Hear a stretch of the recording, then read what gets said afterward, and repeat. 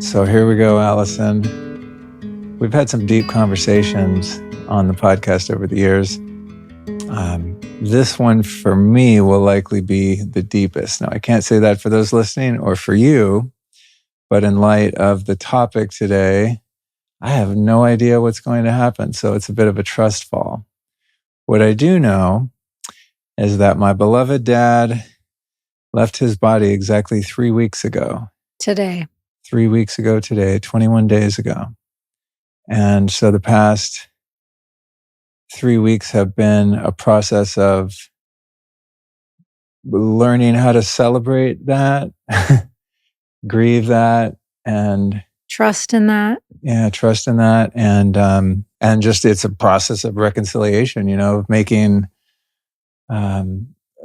making sense of an even deeper aspect of the human experience and of my life, and things feel just different. It's a different world now. And so my intention with our chat today, and thank you for your ongoing willingness to support me and all the things, including this process, is to maybe just unpack some of what the experience has been like, and what I hope it will continue to bring forth and unfold in hopefully in an inspiring way for other people that have lost someone they deeply love, or those of us who have not yet, but certainly will. And it's also a very specific, a parental crossing over, I think obviously brings with it a very unique texture that's potentially unlike other people, crossing over. It's the lineage. It's one of the two people that brought you into this earth that are exiting out of the earth plane. And so it's a very specific type of journey that you've been on, for sure. Yeah, it's deep. And having only really experienced, I've experienced loss. I think the end of relationships of whatever variety have been, some level of grief, but oftentimes the things that I determine to be grief is more maybe just like a profound disappointment, right? And you just have an idea about the way things were going to go, whereas this is something I never doubted would go any other way. I just didn't know how or when.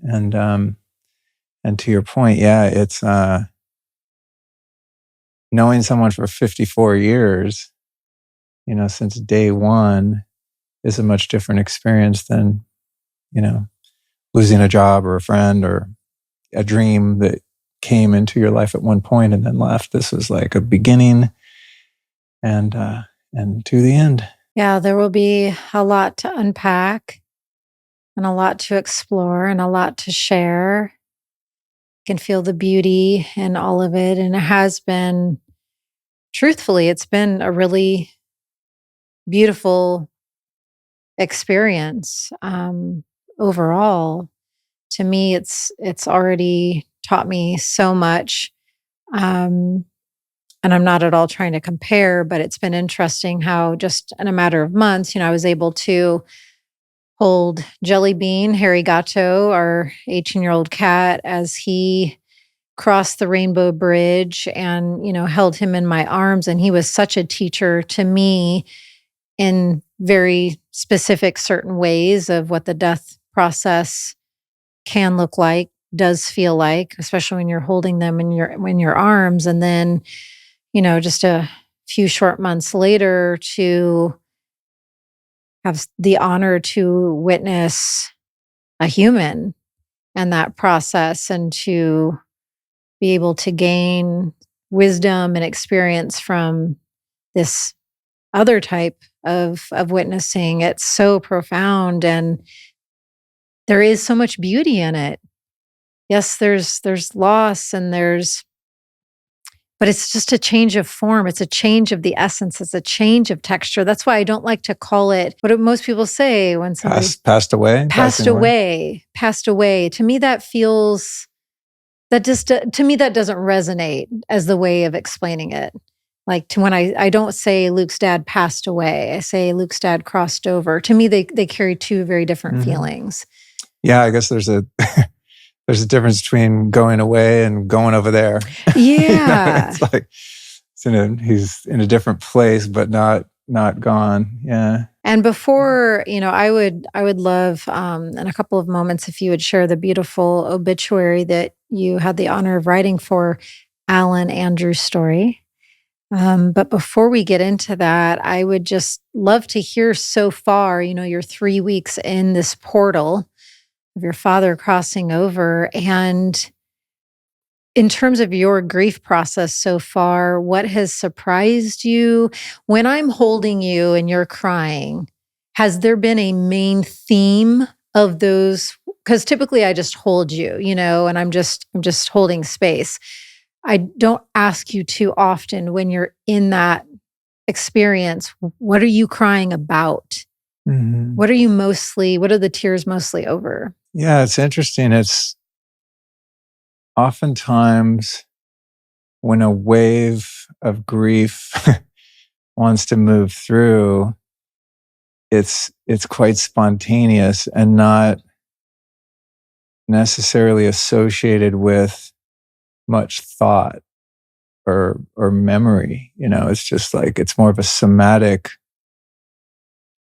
experience. It's just, maybe I'll sometime, like we were looking at some video content of him earlier, and that really hit home because I've never watched that before. And, it probably wasn't the greatest idea before trying to have some level of composure for this episode. But, sometimes it is spurned by a photo or a video or something like that. Or hearing his voice. Yeah. And so, which I'm doing intentionally in kind of a tempered way so I can kind of, still keep my life together and not completely get swallowed up in it. But it's just more, it's a really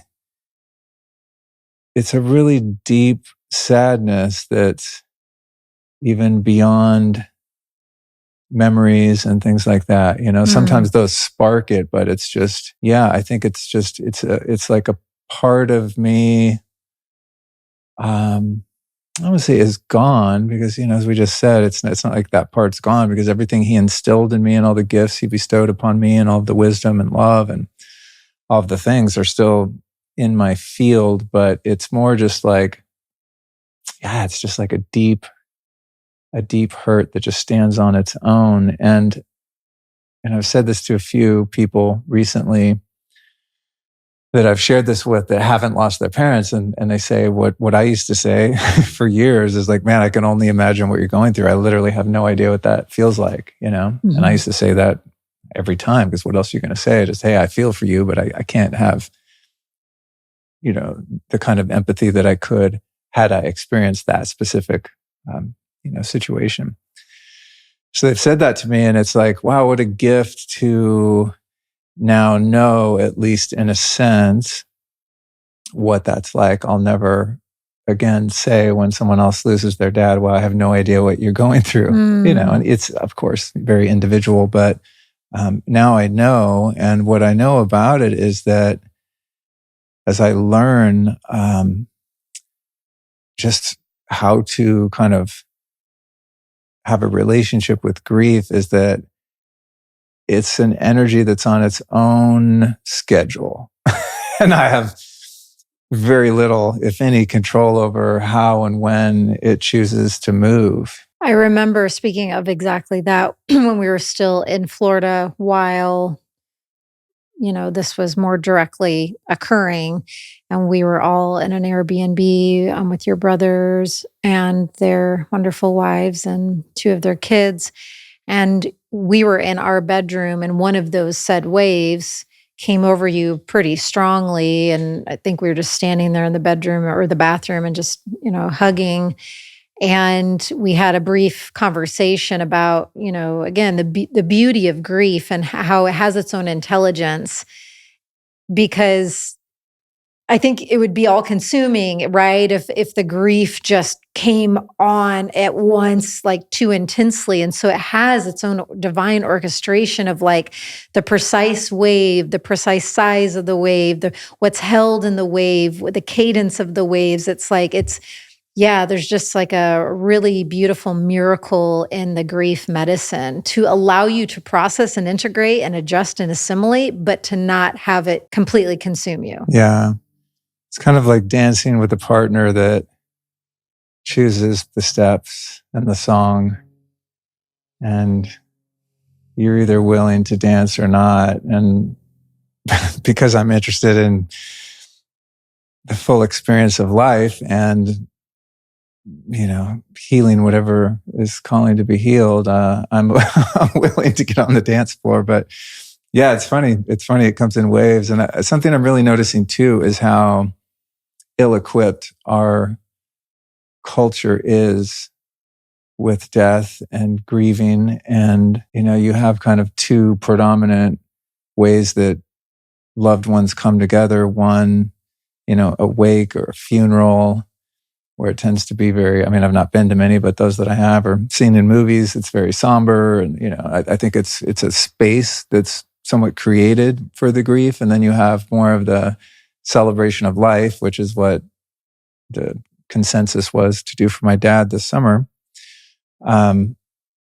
which is, I guess, less about the grief and more about just appreciating, the person for who they were when they were here and what they meant to you and things like that. But outside of that, in Western culture, we don't have a very close, intimate relationship with the process. And so I think that's part of what's been interesting for me is just, I'm like reading books. I called Aubrey, his dad died a couple of years ago, and he recommended a book that I have written down somewhere.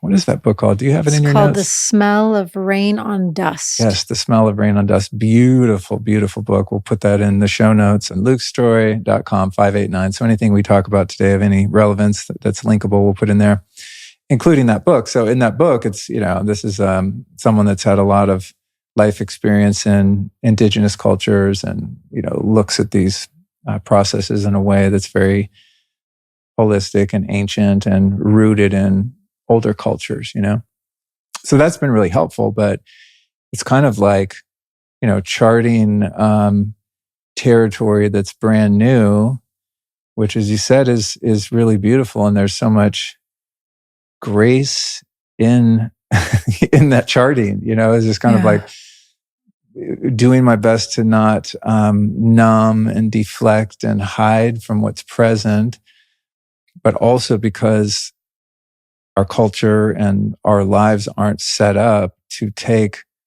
a long extended period of time of grieving and remove oneself from day-to-day life. I'm finding that I'm having to kind of do it while life goes on, so I'm keeping commitments and things at a minimum and have no problem creating boundaries in work and personal life that give me as much space as I can. But I think if I had my way, I would, next time this happens, I think I would set aside, a very clear period of time and, have friends over and sort of create my own wake / celebration of life, which I intend to do soon anyway. But I think kind of in the bardo, in the space where that person that passed is still very present and their experience within me is still very present. There's a lot of juice to be had. And so, it's kind of a process of not wanting to miss the totality of the experience, but still, kind of having some boots on the ground and having things to do. Yeah, it brings to mind, the sacred 40 days after a woman gives birth. And thankfully that's circling back around. Obviously, it's a very, very ancient practice, but now it's more commonplace for women to take that time to heal and to be directly with baby and things. But yeah, my point is that when it comes to the ceremony of death and the ceremony of a soul crossing over, where is that designated ceremonial window in our culture? It doesn't exist unless you are able to create it yourself. Yeah. And and different traditions, of course, and different family systems have their own ways of doing it. But it just so happens that the way my family on my dad's side is doing it is a bit more, I don't know, detached and delayed in the sense of, everyone coming together and all of that. And there, there's not tons of family left. But to that point, we're taking a trip soon, to work with some medicine and sit with some elders. And I'm very much looking forward to that. And I think my primary intention of that trip and that experience is to really allow the wisdom of the people with whom we'll be sharing time to come through and maybe seek some guidance and create some real space for that. And then, as I said, I do. It's just been difficult, kind of logistically. I'm not in plan something mode, but I think I will have some trusted friends either over or maybe go out to some land and just I don't know, tell stories about my pops and look at some photos and just create the space for myself to be witnessed in my pain and witnessed in my gratitude, and just to have the experience of that vulnerability. To just make room for whatever needs to move through. Just as I said, when we were watching the video this morning, it's like, I don't know, before you walked in there, I wouldn't say I was detached or unemotional, but I wasn't getting hit really hard by watching my dad talk. And then when you came in, he started going into a couple really beautiful passages, and it just like slammed me. So I realized when that happened, wow, I'd really like to sit down and watch this whole 2.5 hour interview, about my dad's life and things like that, which I'll talk about later. And just go into the eye of the storm, right? And really face whatever it is there, because any grief that's left unfelt is going to ultimately manifest in my life and in unhealthy ways, and probably even get stuck in the collective. There's so much collective grief that humanity carries in general. And I think some of that has to do with our lack of context and lack of skill at moving through the grief that we experience in life, right? Mm-hmm. Just like anything we stuff, it's going to create distortions and get stuck in the pain body and come out in ways that don't serve us or other people. So I'm very interested, which is really, like I said, the purpose of sitting down and doing this 3 weeks in. I mean, I don't want to do this. Shit is not fun for me, but I know that it's good for me, and I know that I think it's good for you and anyone that's still listening, 15, 20 minutes in, maybe it'll be good for them.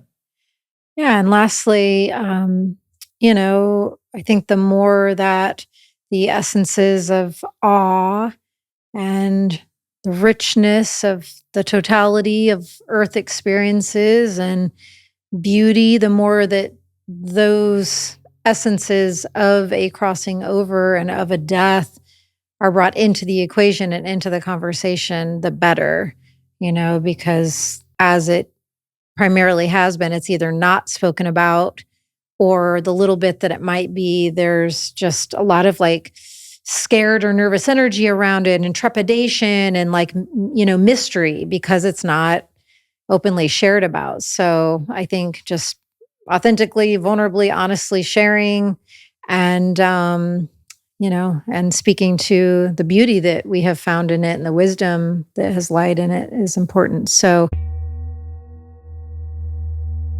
I'm going to share something super wild with you right now. Did you know that if you laid them all out, your blood vessels would stretch for 60,000 miles? It's crazy. That's a lot of distance to cover. Now, the problem is, just like any high traffic lanes, they wear down over time. Eating a crappy diet, daily stress, and lack of movement don't help matters either. So maintaining blood flow in all those arteries, veins, and capillaries as you age is crucial to keeping your brain sharp, your muscles strong, and even your skin looking vibrant. That's why I'm stoked about Calroy's new Vascular Health Bundle.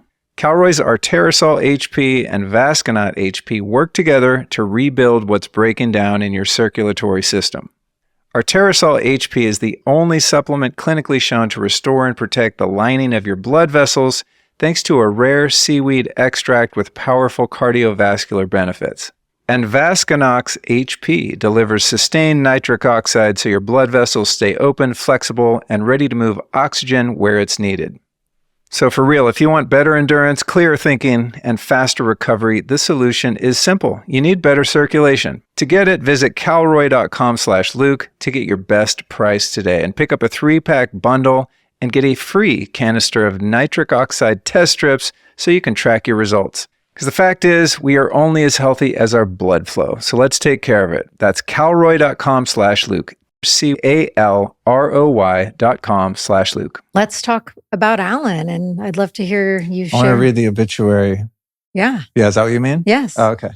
Exactly. I don't know if I can read it without totally losing my shit, but we're about to find out. I'll give it a shot. And if I do, then that's what I'm meant to do anyway. Yeah. But yeah, my dad's now widow, May, is a really lovely lady, with whom I had an incredible bonding experience, while we were in Florida. It was really very meaningful to me. I think she sent me a text, day after we got home or something. Or she asked me when we were there, would you write the obituary? And I was like thinking to myself, oh, sure, in a couple of weeks, I'll sit down and get that together when I can kind of have the wherewithal to do so. And then she texted me a day or two after we got back. She's like, yeah, can you send that over? And I was just like, dude, okay. So I did, and here it is. Alan Andrew Storey passed away on January 26, 2025 in Naples, Florida at the age of 81. Born in Chicago on August 31st, 1943, he lived a full and meaningful life, leaving behind a legacy of love, wisdom, and resilience. He lived his life as an avid outdoorsman, hunting and fishing,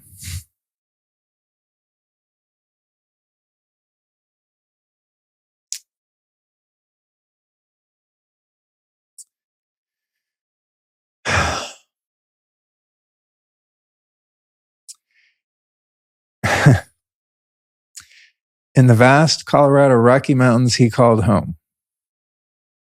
He was fascinated by the history of the Old West and held a deep compassion for the plight of the Native American peoples to whom the land once belonged. As a man who lived life to the fullest, Alan's many passions included racing stock cars and snowmobiles, riding bareback broncos, team roping, working as a ski patrolman and instructor, guiding hunting and fishing expeditions, serving in mountain rescue and the Forest Service, teaching English as a second language, and volunteering for hospice care. Alan was also a successful and driven entrepreneur in ventures ranging from land excavation and development to real estate investment and brokering.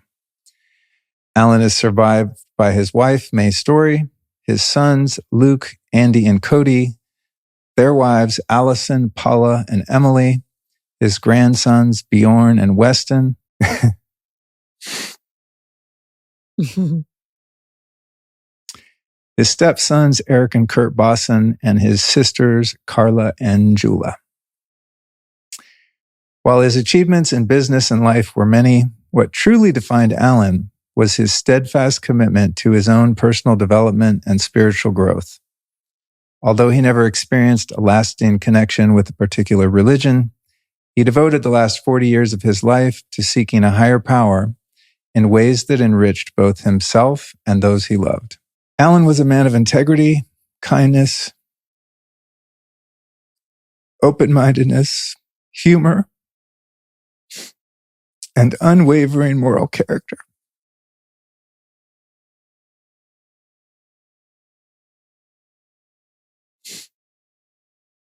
He was truly one of a kind, and the world is a better place for having known him.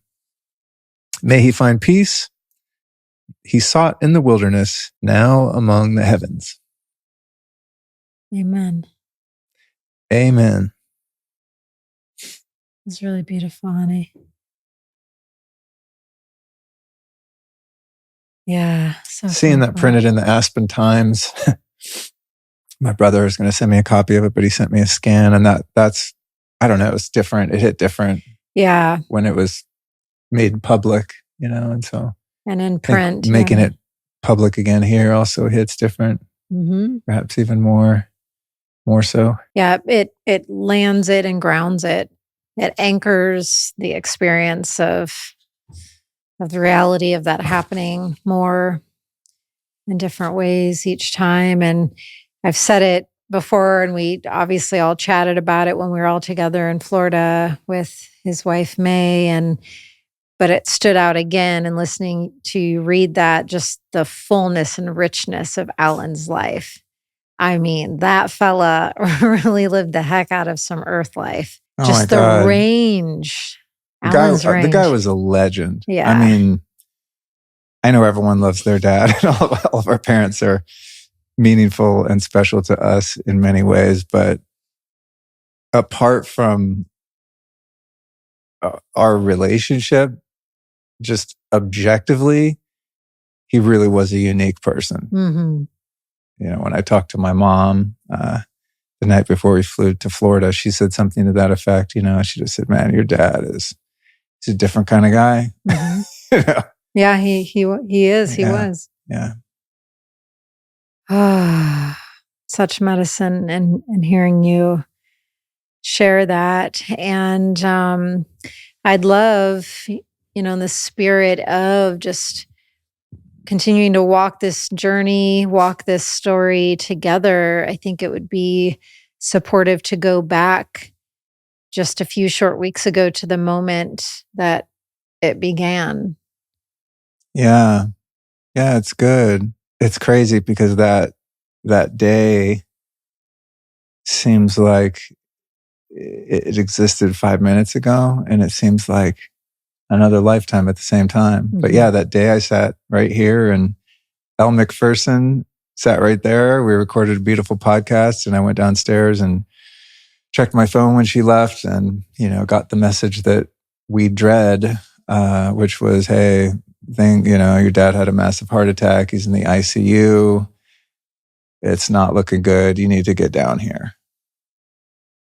And so that was like the first wave, of like, okay, this is really happening, because maybe 2 years ago or so, after he elected to take the mRNA gene therapy, he had a near fatal brain aneurysm and fell down, and it was a whole situation. And I was about to get on a plane then, but they were able to stabilize him. He was airlifted to a hospital, and it was quite a thing. And that was the first time that I ever felt that kind of fear, like, wow, he could go. And then thankfully things kind of calmed down for a while, but it brought me back to that moment. And I thought, man, I just have to get there. I don't want to miss the experience, and for myself and just whatever it has to offer. But also I just wanted so strongly just to be there with him, even though he was incapacitated in terms of brain function and physical form. I just felt very strongly that I just needed to be by his side until he decided to leave. All right, I'm not trying to be dramatic here, but stress is a killer, literally. Not only does it lead to low energy, sleep loss, and irritability, but it's also a key factor in illnesses like high blood pressure, diabetes, and autoimmune disease. And with more than 80% of people saying stress is affecting their physical health, I'd say we've got a real situation on our hands here.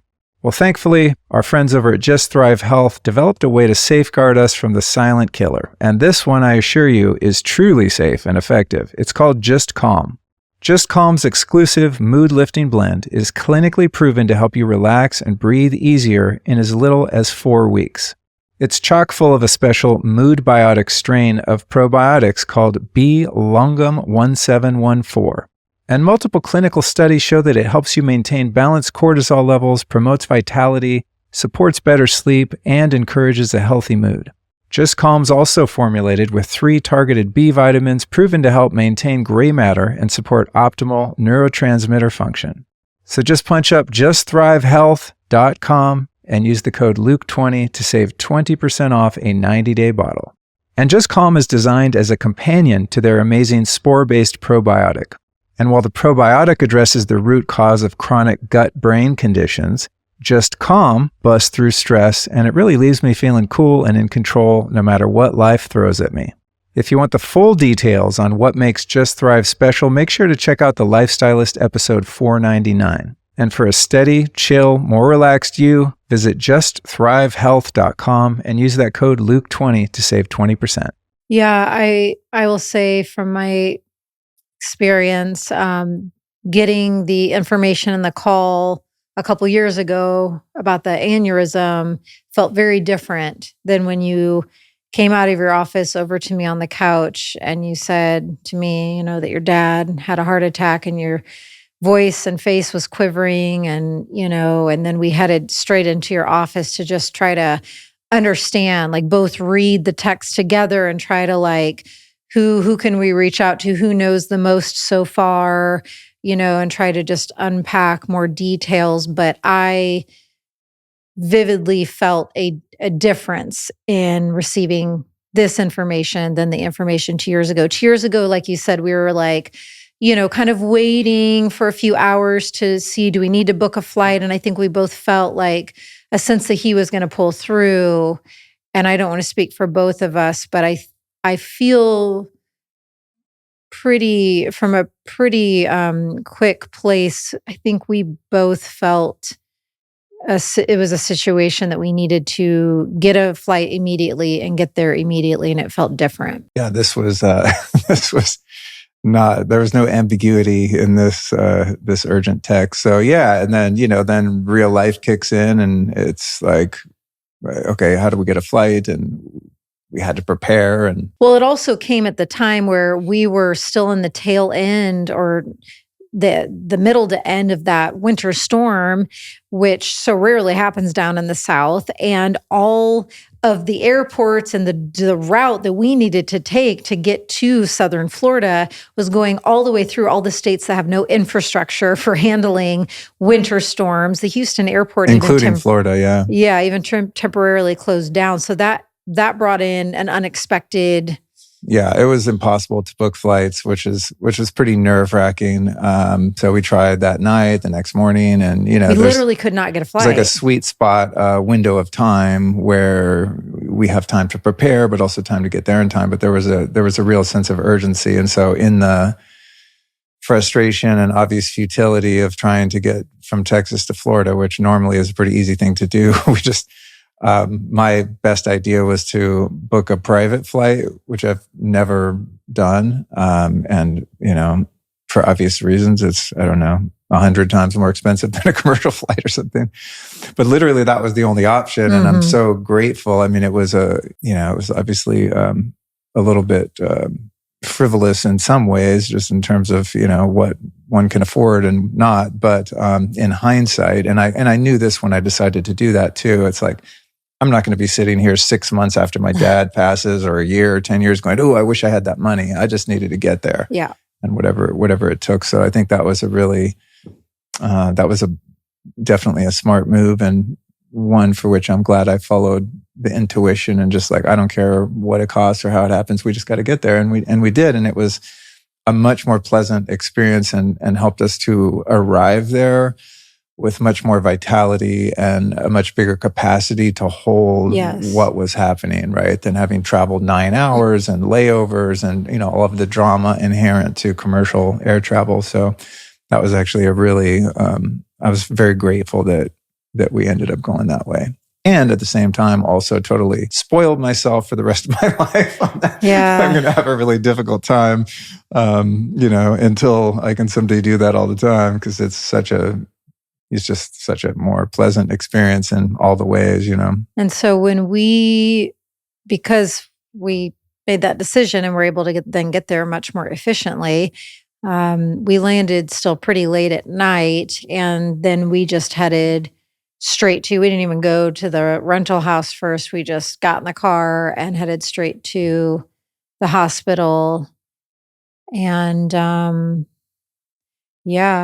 was a moment I'll never forget. I just kind of stopped before we got to his room and took a breath. And, hospitals have these strange rules about, how many visitors can be in. Well, especially in the ICU. Yeah, ICU and visiting hours and all that. And they were somewhat lenient in terms of visiting hours because he was on life support and in really critical condition. And I think everyone understood that there wasn't going to be a miraculous turnaround.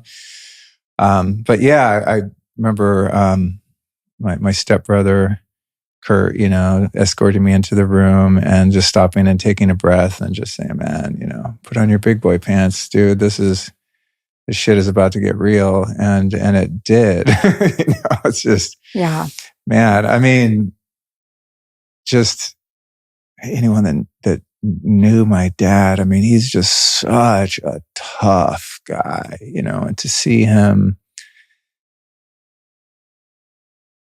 in, still his life force still animating his body in terms of a heartbeat, but not much else. It's like walking in. It wasn't like I'm walking in to see my dad. It was like I was walking in to find a part of my dad, and part of him was somewhere else, and part of him was there. Very much. And so it was a matter of grasping the tether to whatever parts of him could be aware that I was there with him and what I wanted to communicate. And so immediately I just, went to him and held his hand, and, he's on a ventilator. The sounds are really scary. The sound of the forced breathing and the medical equipment. It's not, as anyone knows, it's not the most harmonious environment in general. I mean, God bless hospitals for doing what they do. But, if I was a hospital designer, there's a lot of changes I would make day one.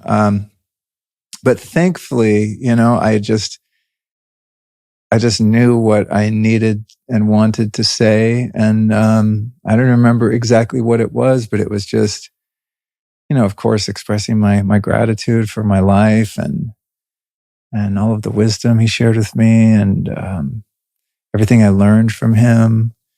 And also something interesting that came up, again, because it's just, how do you plan what needs to be said or what you feel called to say? But I expressed to him how deeply he had hurt me, as a kid, and that he has been and continues to be unconditionally forgiven for that. And that was interesting because, he and I had a lot of deep conversations about our past, and have made amends to one another a number of times for, because I hurt him in many ways as well, early in life. And we had a really challenging and tense relationship for the first half of my life, especially prior to my getting sober, because everything in my life was tense and chaotic. But I never really felt the need to explicitly express to him while he was here in detail what he did and how it affected me, because he had changed. Mm-hmm. Because both of us in our own ecosystems, within our own lives, put in so much work to evolve that I feel as if he hadn't changed as dramatically as he had over all of those years, that I would have felt it more important to express to him exactly how he had hurt me. But it just was something that didn't need to be said in that way. But for whatever reason, sitting by his side, I needed to acknowledge that. And I think the purpose of that was really to let him know, if there was any part of his spirit that was holding on to any guilt or shame in regard to his behavior, that he would be able to leave without carrying that with him. And so there was a lot of forgiveness and, just so much tenderness. Mm-hmm. It's weird. It was even weirder after he left his body, to touch him, to pat his head and hold his hand. It's strange when someone's not all there, he was essentially in a coma. I guess that would be the best way to describe his physical state. But there was just a lot of sweetness and tenderness in that interaction. And also just, there were things that I shared with him And again, just hoping that he was in the room hearing me, not in his body, but in spirit. Like when you hear people of near-death experiences and so on, they almost exclusively, or universally rather, report that they saw everyone in the room, they heard everything that was being said. There's an omnipresence that halfway in and halfway out people experience. So I was just relying on that and holding my faith in that he could hear me. But one of the things that I shared with him that I felt was really important, in case he didn't know it, and maybe he did, I don't know if we ever talked about this, but I reminded him that when he gets out there, wherever out there is, that he doesn't have to come back here unless he chooses to continue the cycle, right, of birth and rebirth and death and that kind of karmic loop. And I don't know why I was compelled to tell him that. And then also there was a lot of, suggestions about not like go toward the light, but just, set your sails toward love and toward pure love, God. Pure love, God. Ignore any distractions along the way as you pass through the astral planes or any other dimensions, and just set your fucking target for where you want to go. Yeah. And again, he might have known that. I don't know, but for whatever reason, I can't hurt to remind. I felt it important to share that with him, and so I did. And it's weird. Everything I had to say to him really came out in the first 5 minutes when I walked in the room, and the rest of the 48 hours that I spent with him in there were mostly spent in silence, just feeling for him, trying to find him, But it's like there was just a torrent of communication that came out very naturally, in a very fluid way. And then I was just kind of done. There wasn't anything else to be said. And I think as a takeaway, I never tell anyone what to do unless they ask me. But for anyone listening, I can just share that I'm so grateful. Oh my God, this would be so much more difficult had there been meaningful things left unsaid. Everything I ever needed to tell him, except the things that I just mentioned, I'd shared. There weren't skeletons in our closet. There wasn't unfinished business. There weren't unforgiven grievances on either of our behalf. There was just complete simpatico peace between us. And I know that's not always possible for some people because one or more parties isn't capable or willing to allow for that sort of reconciliation. And sometimes very firm boundaries are necessary if somebody's, harming you, or if it's just not someone that's healthy for you to interact with, despite the fact that they might be one of your parents and so on. Everyone's situation is unique, but I'm just so grateful that when I walked in that room, I already felt quite complete. And to back up a little bit, another really beautiful gift was the night before we flew out, I felt very compelled to call my mom, who's been divorced from my dad for 50 years or so. And they weren't really in communication. They didn't need to be and so on. But I don't know. I just felt like I need to call my mom. And, part of it was just out of a courtesy to let her know, hey, your ex-husband from ages ago and the dad of your kid is moving on soon. But a big part of it too was just sharing with her that I didn't want anything left unsaid whenever she graduates, and that just I'd love to talk to her more, and just some of the closeness and experiences I've been able to have with my dad over the past few years.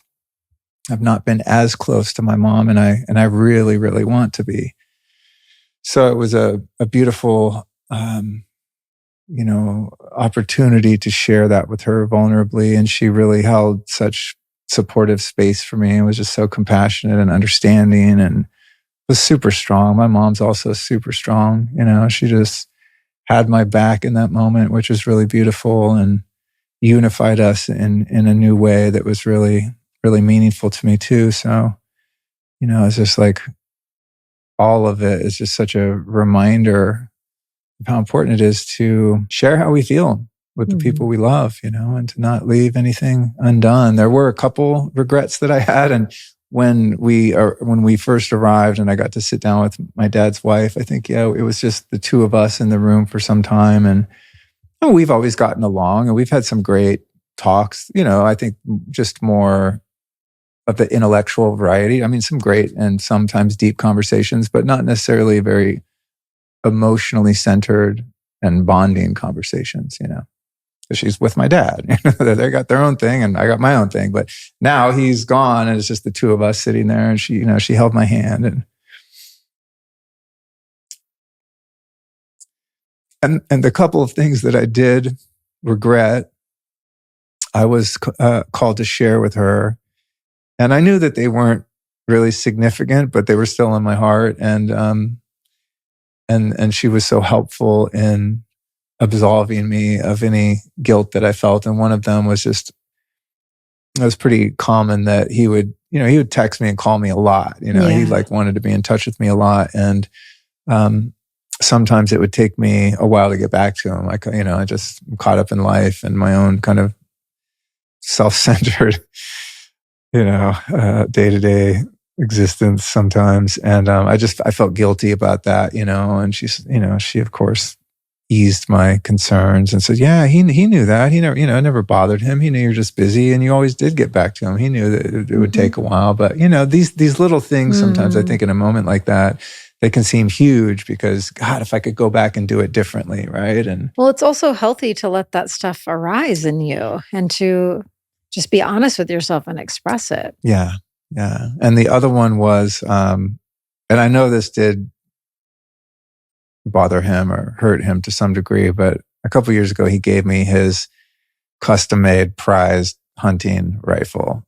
It's like a super badass machine. And, he gave it to me of the three sons, and I'm maybe the least likely of the three of us to take up hunting as a hobby, but I'd moved to Texas and I did go hunting. And after that, I shared the experience with him, and he shipped me that gun. And every few months he'd ask me, hey, did you shoot the gun yet? And he'd be all excited. And I'm like, no, Dad, it's too cold or it's too hot or the range is too far. It's like a long range rifle with a scope. And so you can't go shoot it like at your little indoor 50-yard range or whatever, where you would shoot a pistol or shotgun or something. So, it's just, I never got around to it. And I felt bad when he would ask me that. And that's one of the things that I shared with May. And she's just like, dude, don't worry about it. It's not a big deal, but it needed to be said. So I said it. And then when I got back, in terms of integration, I did text my friend Jesse Elder, who people might know from a recent episode here. And, he's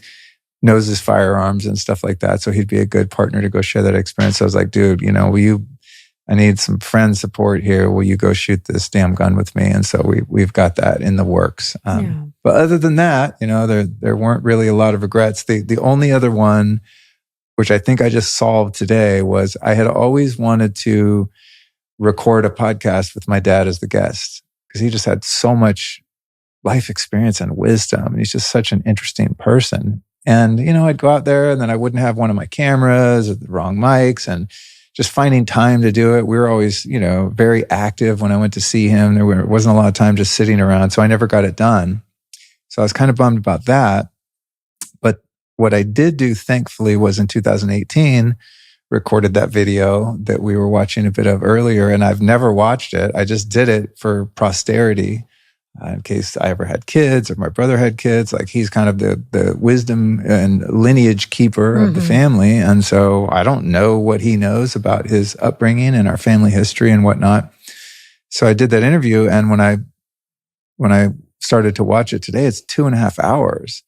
And the little bits that I watched are really good. So I think what I'll be able to do, because it's not just all about our family. It was just his life experiences and some incredible stories that are just bananas. I'm going to give that a watch and just see if there's anything that's so personal that he wouldn't have wanted shared publicly. But I'm going to turn that into a podcast, even though, you just hear me asking the questions and it's just him on camera. But I think it would be a really beautiful way to honor him and his 81-year life, with other people.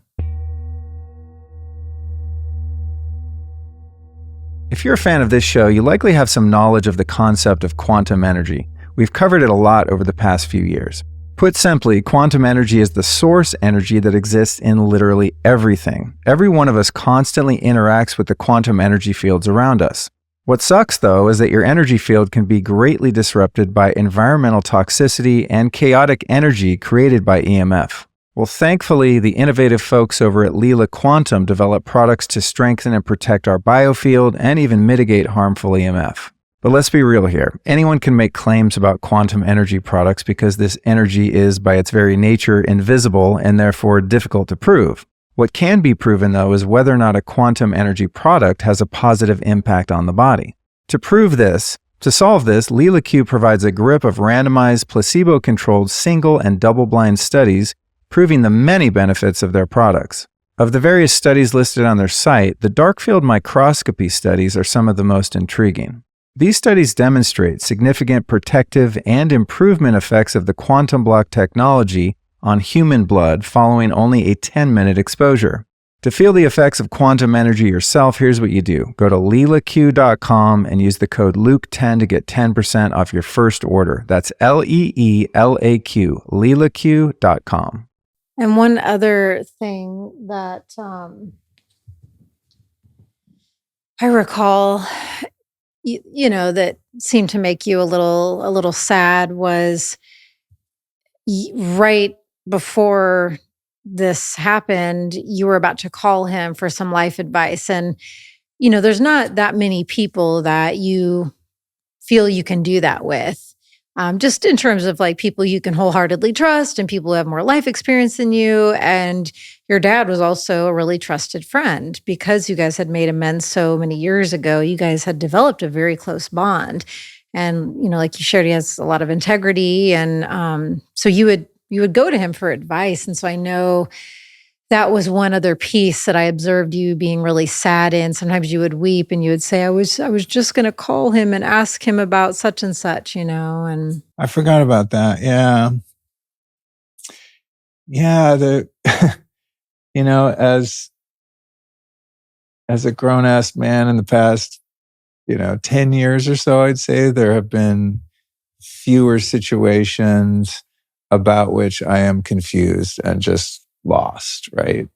But yeah, there were a couple things that I just couldn't think of anyone better to ask than my dad. And it is unfortunate that I didn't have the opportunity to kind of get his advice on those. But I'm hopeful that I'll find someone. I mean, I think now there's a bit of a void in terms of an elder in my life. I don't know that I have anyone, on speed dial that has a lot more life experience than I do. I do have many friends and people that sit where you're sitting and do this podcast that are incredibly wise and resourceful in their own ways. But there's something about someone being quite a bit older, yeah, that just hits different. There's a perspective, the eagle, the condor. It's like they're able to see things with a bit more distance and hindsight. And so that's something that I already miss about him, And the beautiful thing about that guy now was that he was so humble. Mm-hmm. That I would teach him a lot. He was so open to being teachers and students and swapping those roles at will. It's like one of the things I really appreciated about him. And I think as we got older, that increased more and more, right? Because there's things that I've explored in my life and things that I've learned that he hadn't, and vice versa. So in fact, the last phone call that we had, and this occurred to me when I was in his room in his last couple hours, he would call me. Oftentimes he would watch or listen to the podcast. And then that's how he would kind of keep up with my life and I guess just learn things about which he was curious that I was covering on the show. But he called and he started asking me all about plant medicines. And I was sitting out in the backyard and I was like, this is interesting. And of course, when I've had transformative experiences with medicine. And, the things I think about are people I love. Oh man, I wish my dad could, have this experience and so on. But, he's older, and it culturally, I don't know that it would have been a fit for him, or that his wife would have felt safe with him doing that, and so on. So I would never push it on anyone, but it wasn't like I ever tried to set him up with a journey or something, right? Even though I wanted to, I resisted that. But, he's asking me about it. And still, I don't think he was asking me because he wanted the experience. I think he's just a really curious and open-minded person. And a couple of years ago, he made a similar call, or a few years ago now, but it was more out of concern because of my sobriety. And that's when we first moved here. And he's like, hey, what's going on with this? With you taking drugs again?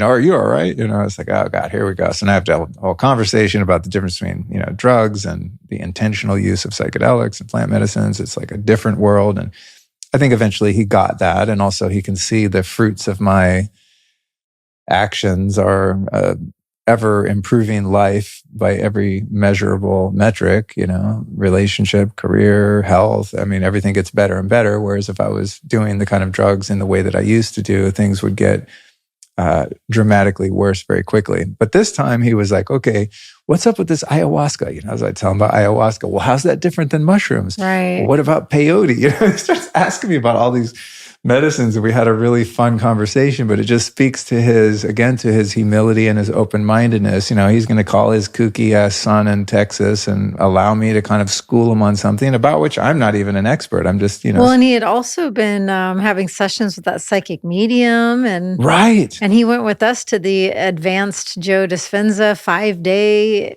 retreat, and I mean, he was very exploratory. And he was a seeker.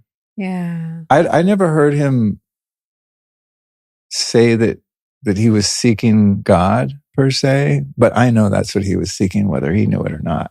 And just how interesting, though, that your last conversation was all about the spiritual realms and, the difference of the realms and the medicines. And it's, I don't know, there's something, I haven't sat with that, but there's something very intriguing that was your final conversation with your father. Yeah. Well, what occurred to me sitting in his room, trying to find him in the in-between, what levels of veil are separating us.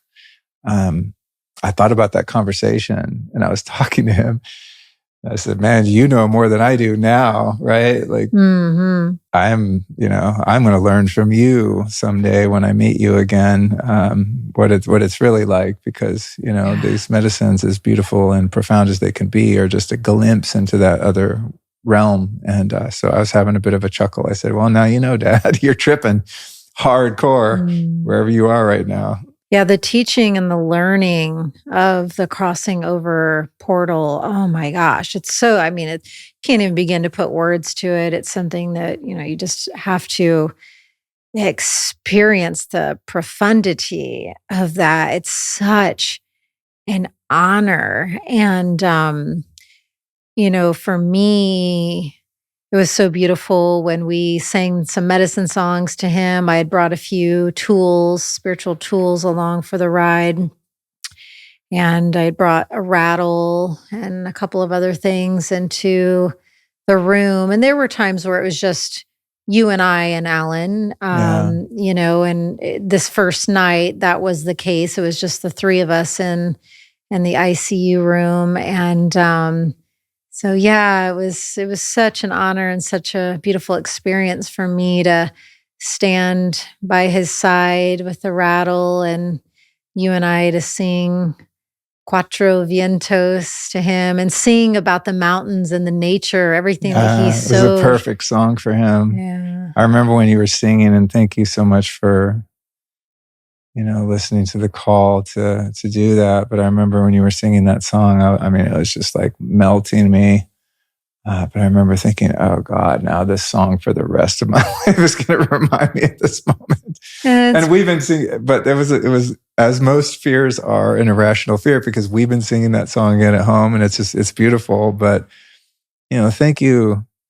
I thanked you a lot, but I'll thank you again for just the way that you did and continue to hold space for me through the experience. I can't imagine going through that without you by my side, and just being so solid, and at the same time just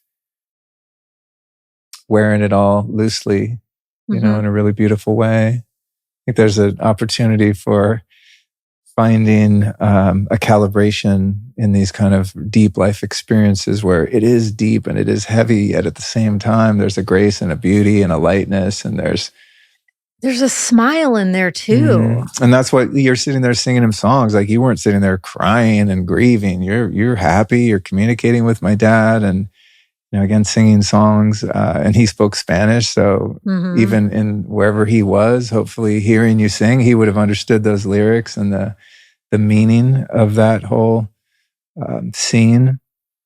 And it was just, it was so beautiful to see you be able to kind of work some of your magic and to be able to apply your gifts to him in that room. I'm curious what, I think at one point, I forget if I was in the room with you or if it's just you, but you were kind of tuning into him during a meditation. I'm curious what that was like for you. Yeah, each day was different. So that was also really intriguing. Every day that we would head over to the hospital and sit in there, it was different for a lot of different reasons. Like I said, sometimes it was just you and I with him.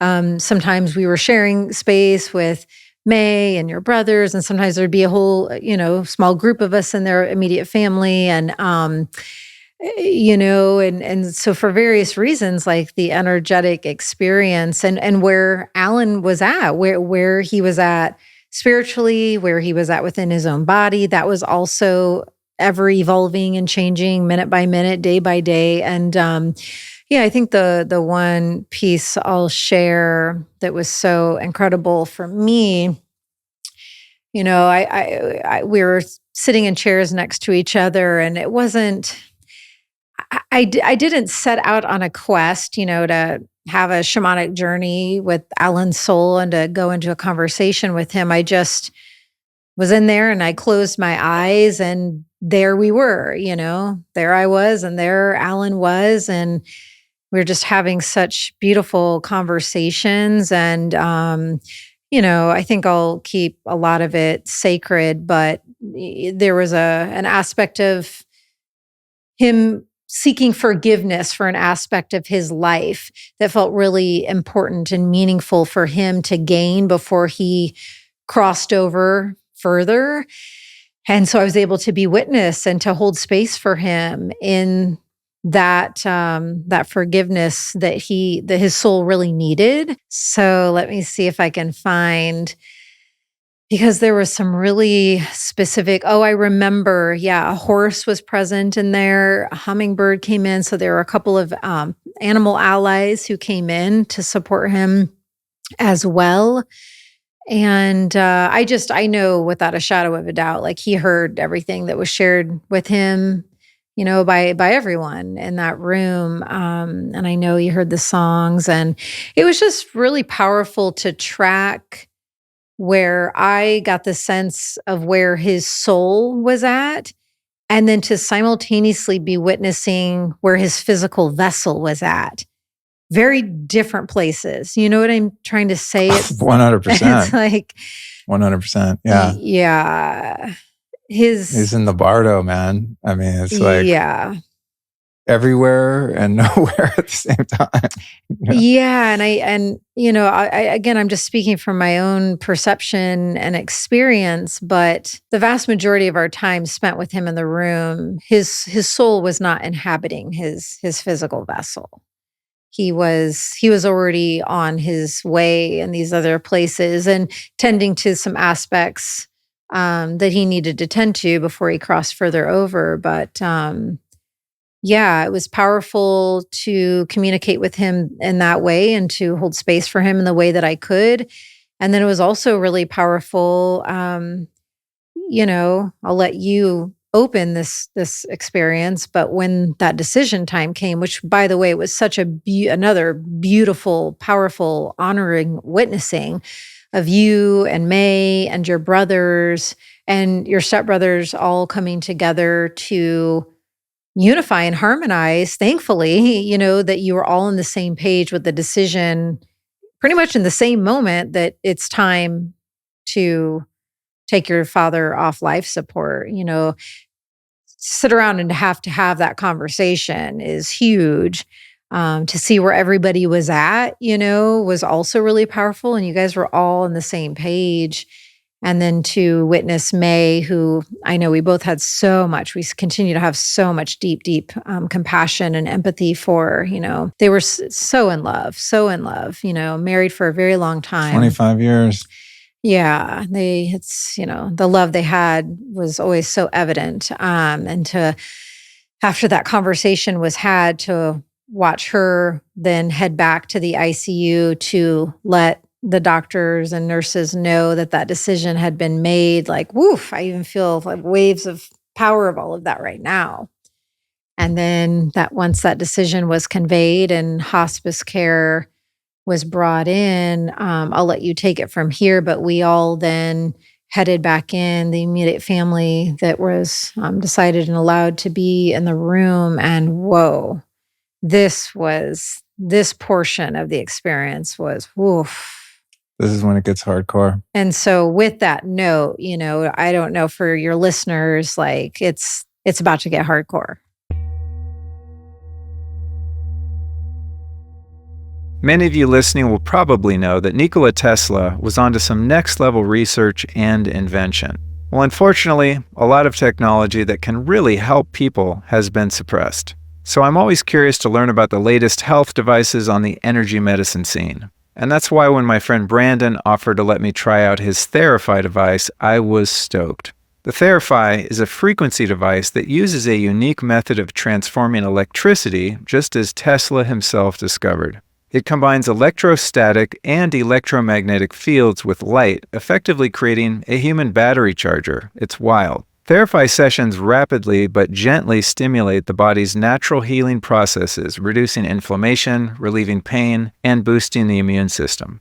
And I gotta say, my first session left me feeling that ideal combination of relaxed, rejuvenated, yet energized, and I was instantly obsessed. You can get yours by visiting therifyusa.com and use the code Luke to save $333. That's THERAPHIUSA, therifyusa.com, and you'll also get free shipping on your Therify unit. Oh, and heads up, while you're there, check out the Therify developer Paul Harris's newest creation, the Quantify.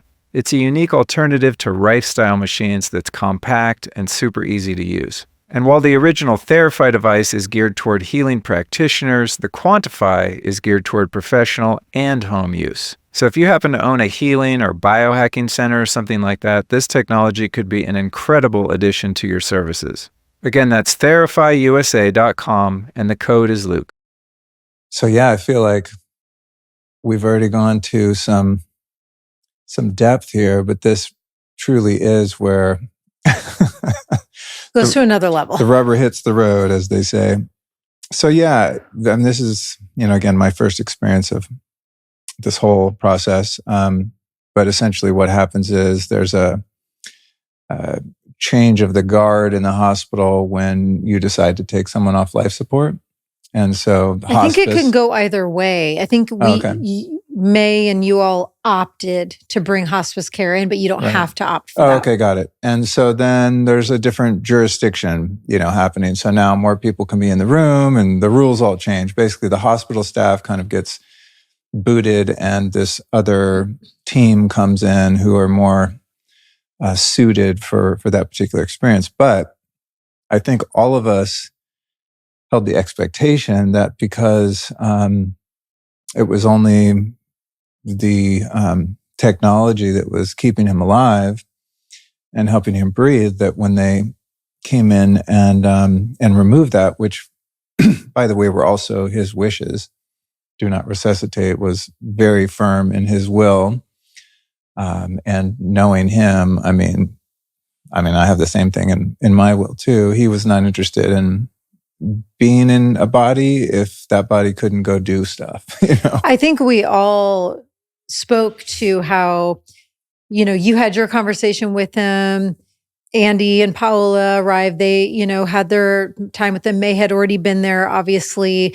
And it was just like, we felt the sense how much Alan was just waiting for Cody and Emily and the two grandsons to arrive. And once those conversations like that, and then he would feel really complete. Yeah, totally.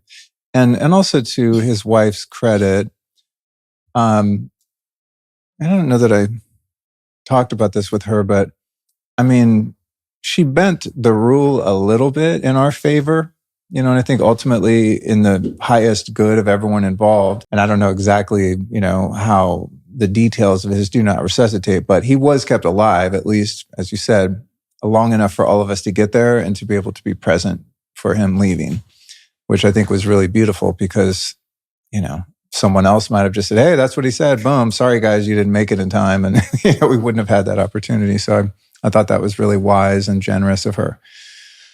So the, the hospice team comes in, they kind of give you the run of show, and they're kind of say, is everyone ready? Yeah, we're ready. And we all gather around the bed. And I mean, it's kind of it's not a pretty situation, there's tubes being removed, and it's a very quick, 2 or 3 people kind of unhooking everything. And then, because they just want to get out of your way, right? And just let the family have their moment.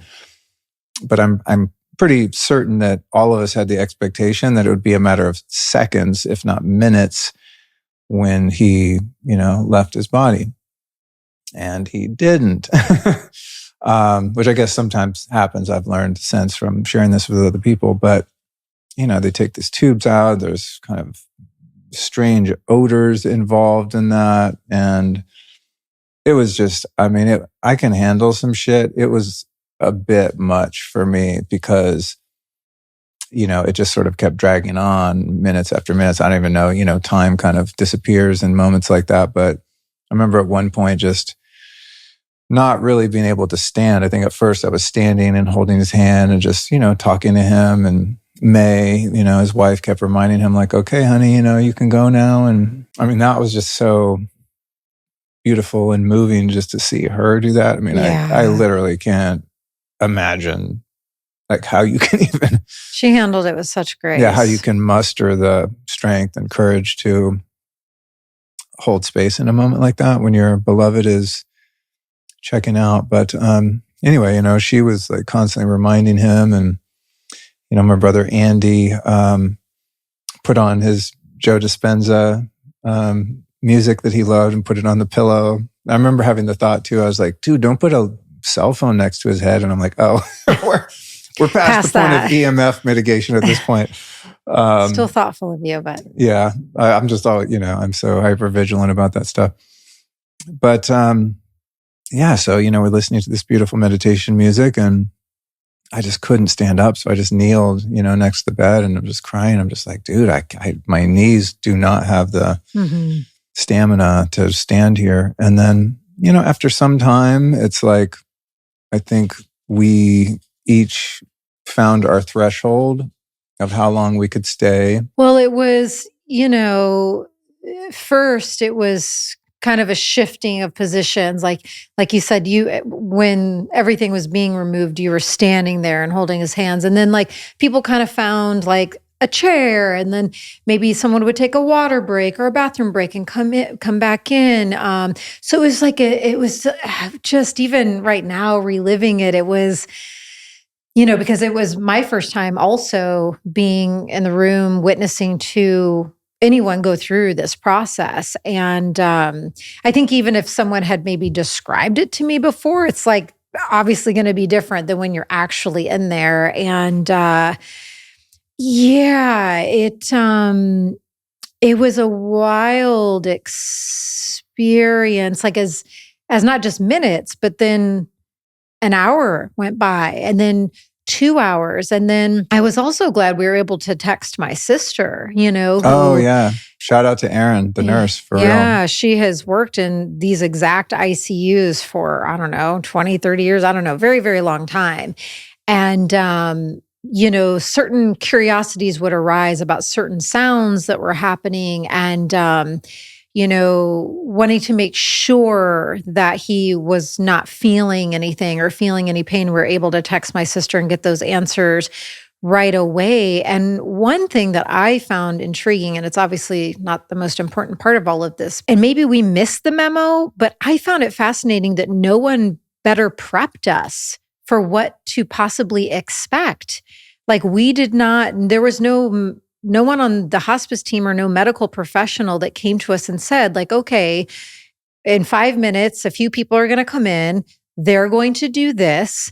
And then after that happens, one of a few things are probably going to happen next, Avenue A, B, and C. But no one told us that his body death journey could take 10 plus hours, which it did. No, we were not told that that was even a possibility.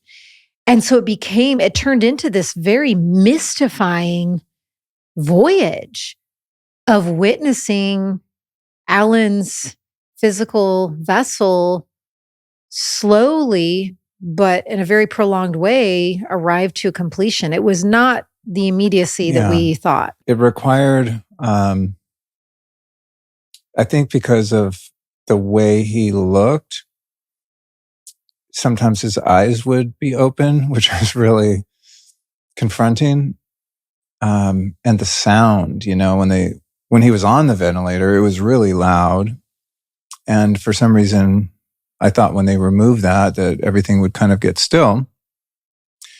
But, he had fluid in his lungs, I guess, and his body was not letting go. I mean, he true to form. He was just a tough guy. And, but the sound was it took a bit of getting used to understand like, okay, it really sounds like somebody's really suffering physically and struggling. And just to know that, his nervous system was not online in a way that would have allowed him to feel as badly as it sounded, and that sound persisted for a long time, just like very labored breathing and, elevated heart rate and low oxygen. I'm looking at his vitals on the monitors and just going like, how is this guy still here? But yeah, it was very helpful to get some coaching from Aaron in terms of like knowing what's going on, and also just to have cues to be able to talk to the medical staff and be like, hey, is this kind of normal? You guys need to, because they'd have to come in and kind of vacuum out some of the fluid and give him different, drugs to kind of settle things down. And she was very helpful and supportive in that way. Also, how about the moment where the hoagies arrived? Oh my God.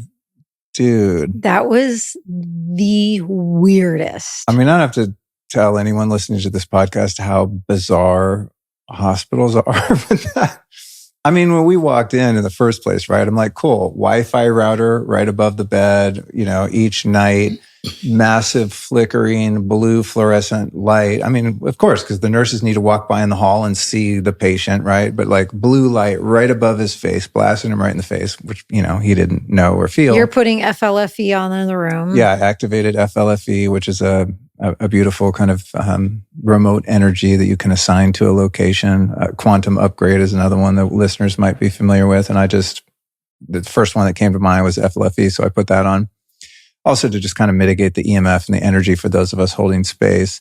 But yeah, so after a little while of us all sitting there and he's still hanging on, they roll in a cart with like snacks. Yeah. It was a snack tray. It was like a full buffet tray. Which of is like just chips and sandwiches and of course of all like full-blown cancer causing just the most horrible slop ever. It was literally like a scene out of a movie though. It was the most bizarre. Again, we were not told that this snack tray would be wheeled in. It just, you had to be there, but it was just so bizarre to be witnessing a literal, most profound sacred passageway of a human being completing their time here on earth and witnessing these most sacred moments of their physical body coming to completion this lifetime, and simultaneously a tray of hoagie sandwiches and Lay's potato chips are being wheeled in for people to have snacks while witnessing this. I can't properly explain the oddity of that happening. Yeah. when that happened, I literally thought I was having in such a surreal space. I thought, this is not like, this isn't real. Is this actually happening? I couldn't believe it. And I thought to myself, the last thing I have interest in right now is going to the snack tray and getting a sandwich and sitting down and snacking while this is happening. It was so strange. Yeah. It was a trippy moment of many. But then that subsided, and then people did get hungry because, as hours started to pass. Yeah. So I guess that takes us to, after some time, people felt, each in their own kind of timeline that it was, time for them to go home for the day. I mean, people are exhausted, especially May was there all the way since he had the heart attack, right? And I think some people, and I don't want to speak for anyone else, so I'm not speaking about anyone specifically, but in these kinds of situations, when you're complete. Yeah. And you very clearly on the deepest soul level inherently know when you're complete and where your role is and where your time and space is meant to be. And so I'll just speak for myself personally. It was probably 2 or 3 hours into that process at least. And then I just knew there was a completion for me. I had the conversations and shamanic journeys with him. I had been by your side. Like, we had woven together as a family so beautifully. And I was just like, I'm complete, and I'm going to create more space in this room. Cause that was another thing. It was pretty tight quarters in there. And I knew when it was my time to head back to the Airbnb. And so, slowly but surely, each person, aside from, you and Andy, ended up staying there all night. Wild horses couldn't have dragged me out of that room. There was no fucking way I was going to miss any of that. I don't know why. As you said, you have your inner knowing, and there was a divine orchestration to who was meant to be present when. And so I assumed I would probably be the only one that ended up staying there. And my brother Andy, thankfully felt compelled to join me. And so, fast forward quite a few hours during that time, as I was referring to before, I'd already said everything that needed to be said, but I don't know if curiosity is almost too shallow of a word for it, but I can't think of a better one. But I was very intrigued and interested to try to know or experience where he was in space and time, and to be able to be there with him. Mm-hmm. So on that last night, I took some wachuma one point, took some mushrooms, and did a lot of meditating for many hours at a time. I'm talking about microdose medicine. I wouldn't want to be journeying anywhere in a hospital. Had we been somewhere else, I probably would have. But I wanted to get into that field where he was and meet him there. And I knew he was somewhere. And the closest place he probably ever got to being there was when he was doing ketamine therapy, over the past couple of years. I mean, we talked about that at length, and he was definitely familiar with that quantum realm outside of form.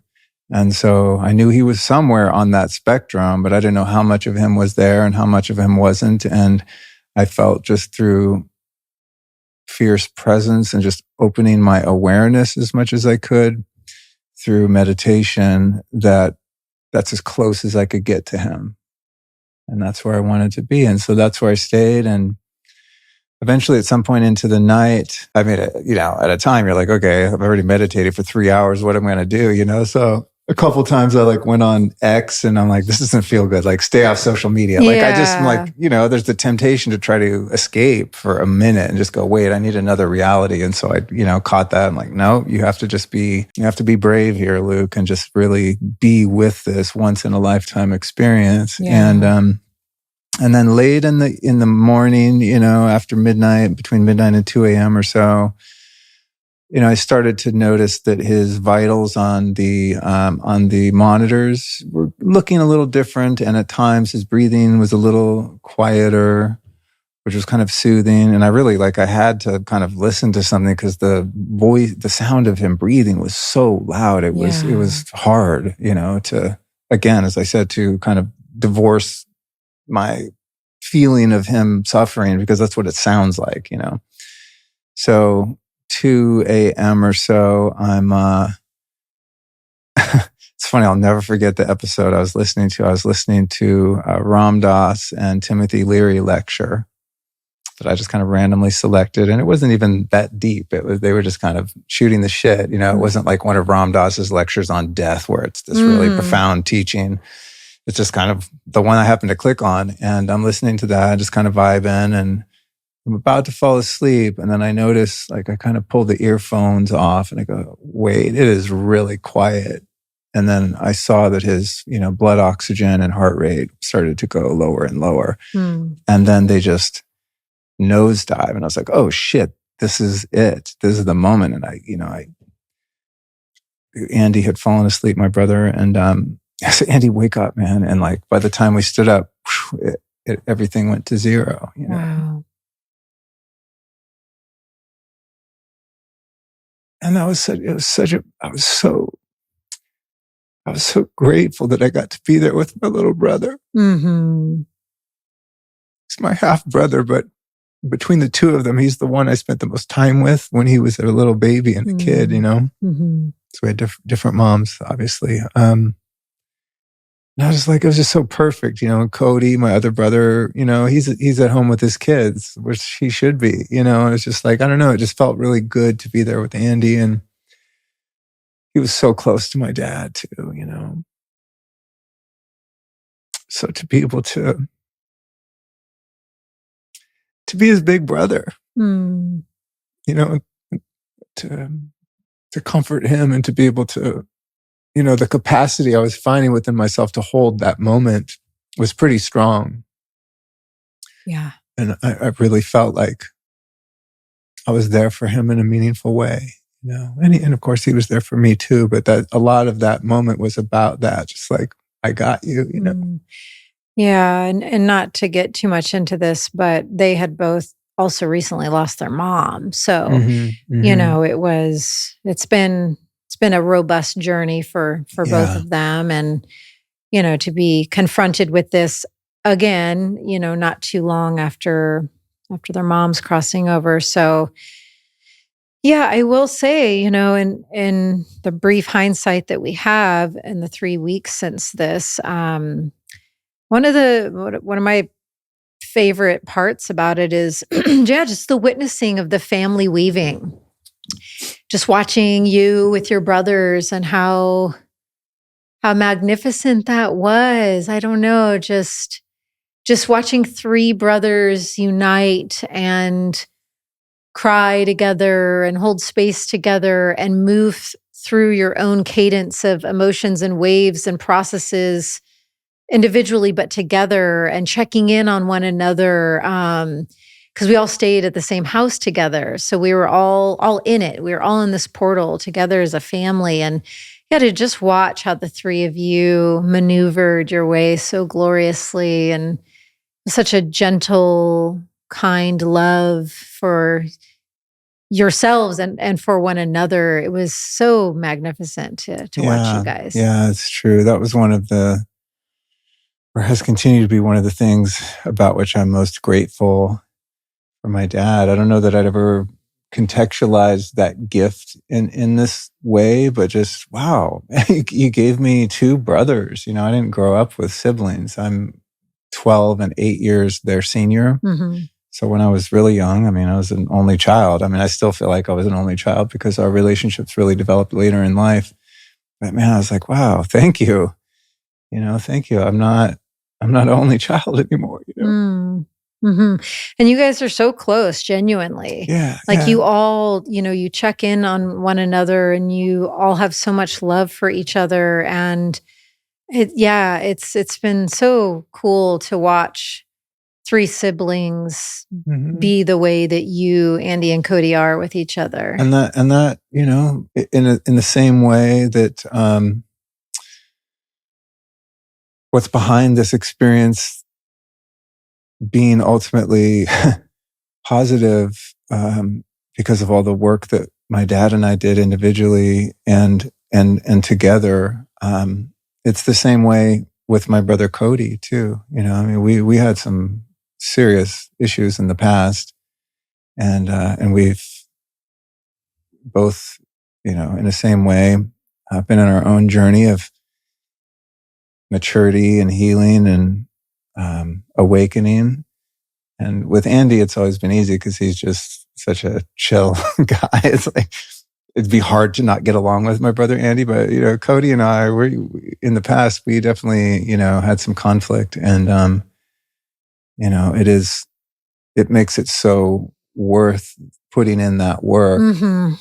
and each of us, you know, humbling ourselves at different times and allowing for grace and forgiveness and accepting one another for who we are despite our differences and things like that, you know, and that brotherly bond that you felt and experienced would not be possible had we not both been willing to put in some work, you know, over the course of many years. And now it doesn't require any work. Now we're cool, you know. Yeah. But it, you know, it doesn't just, when there's conflict and people are working out their own childhood trauma and things like that, Mm-hmm.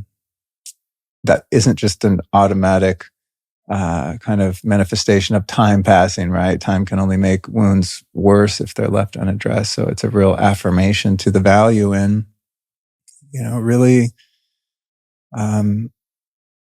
making those reconciliations a priority.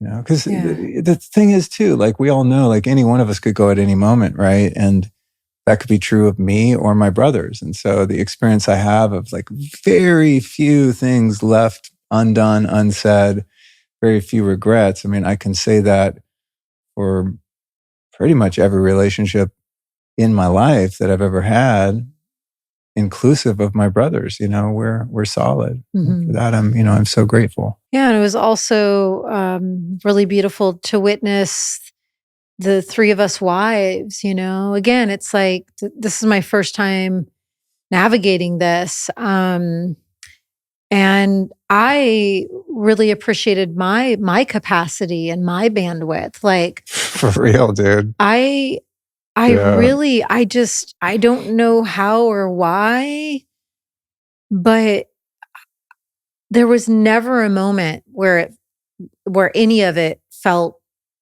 too much or scary, or I just reveled in the awe and the magnificence of the honor of the witnessing, the honor of the being able to be present. And you know, I was just saying, you know, when I was with a couple of friends yesterday, you know, I just thanked Alan, you know, because what a gift he gave to me to allow me, you know, to be witness to his crossing over. I mean, there's no more vulnerable and yet powerful state for a human to be in. And I got to watch him cross over. Yeah. And that was very deeply meaningful for me to be able to feel that and to see that in myself, of like, in all of those different parts, from the moment you told me what was going on when we were still here at home, to getting everything together for us to quickly exit,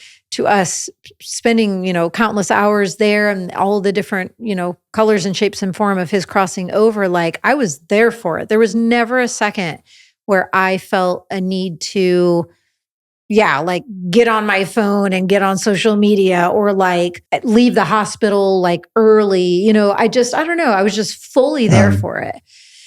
And so were Paula and Emily, you know, and again, I don't want to speak to anyone's experience, but I really felt Alan and Paula had a lovely bond, because Paula was learning English. She comes from Colombia, and your dad taught English as a second language. And so they shared lessons together. Your dad literally, they were buds. They were tight. they were buds, you know? And they were both Dispenza devotees. Yeah. And so Yeah. to witness like her devotion and her presence in the room and her care and love that she had for your dad and Emily too. And it was such an enriching family voyage. Yeah, I agree. I mean, it really speaks to one's character in terms of how we respond in challenging times like that, right? It's like the essence of who someone really is shows up when the chips are down. It can't right? not. And it's funny thinking about that, and just how, lighthearted and, at the same time empathetic you were and continue to be through this process. But I see you get more flustered just with day-to-day life sitting around the house in It's so Texas. true. Like you get more upset about just, I don't know. Having to get my new laptop activated or whatever you even call it. Yes, exactly. What do you call when you do the thing to your old laptop where you get everything organized? You transferring or something? Yeah, I like don't that know. stuff, forget about it. Yeah. Watching Island crossover, no problem. Yeah. So I agree. And also I spent time with my brother's wives, of course, as we have together. But yeah, just so much gratitude in knowing that out of the three of us, no one had to even carry it alone. We had our beloved ladies with us too, and just the balance and the energy in the house, and something again, unsolicited advice for people listening, but man, the nature was so key, and being able to be with our nephews, little Weston and Bjorn. Weston's only 2 months old, so he's still a sweet, chubby little newborn, healthy, juicy baby. Yeah, the presence of like new life, right, in the lineage. And being able to touch the ocean and just to, be in the earth's tear duct and just experience and release all of that together. And I mean, being in the sun and just grounding and singing medicine songs with Bjorn, channeling, truly channeling, like so special. Yeah, I mean, that's the thing, it's like it's everything. And so this is the context of what I didn't know when I would tell someone, wow, I really don't know what you're going through, because what you're going through, depending on how you hold it, is all the things, like so much beauty and so much gratitude and appreciation and so much intimacy and connection with the people with whom you're sharing the experience. I mean, it's like, aside from the fact that I just miss my dad so much, everything else about it has been beautiful. Yeah, it's like if I could change one thing about it, I could just call him later today,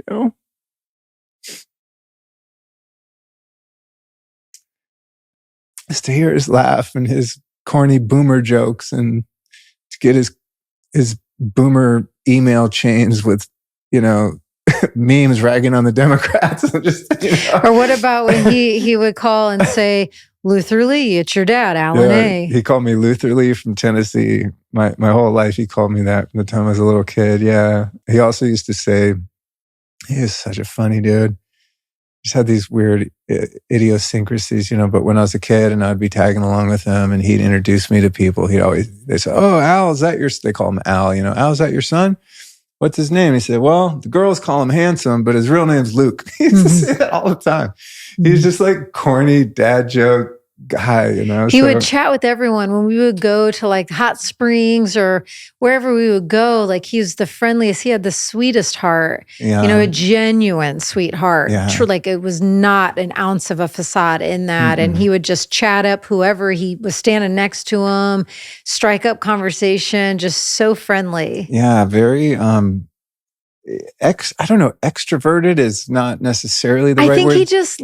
Because some extroverts kind of feed on attention, and he didn't, he wasn't looking for attention. Connection. Yeah, connection. There you go. Not attention. Exactly, yeah. Connection. But it would be embarrassing, because I'm kind of, I don't know, I don't find it that easy to just start talking to people. He is very much that way. So it's, it's those things. There's a sadness in that. There's a yearning in form, the form of him and all its expression, right? But if you extract that part of it, it's just positive. It's all beauty and it's all perfection. Mm-hmm. It's just, those are the sticky parts of the human experience, that attachment to form that, it's meant to be. I mean, we're built that way. We're designed that way because we are playing in the world of form, and we are temporarily formed. So of course we're going to, cling to form. So I don't fight that, but that is the part that hurts. Do you want to share at all about the consciousness? Oh, so cool. Yeah. So one of the things that I did say to my dad too when I first walked in the room, and I think something that I just conveyed to him, and if I ever said anything else after that in the subsequent time I spent with him, was I was just so stoked for him and so proud of him and inspired by him that he just squeezed so much juice out of this incarnation in terms of where he started, the family of his origin, the dysfunction, the trauma, the alcoholism, the violence, abuse, all forms of abuse. The level of consciousness from which he emerged as a kid was exceedingly low. God bless them all, And when you share the interview and another podcast episode, you'll hear some of those stories. Yeah. And so from where he came from to where he arrived by the end of his life is truly phenomenal. And so I was so curious in that space of trying to reach him and just understand where he was in those moments and what his experience was. I reached out to my friend Clayton from one of the creators of FLFE, Focused Life Force Energy.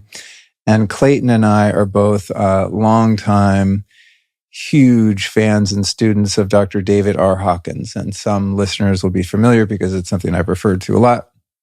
But David Hawkins was a spiritual teacher and a psychiatrist, and he created something called the map of consciousness, and created, using muscle testing or kinesiology, a way by which to determine the level of consciousness of anything, anyone, anytime, any idea, any person. Yeah.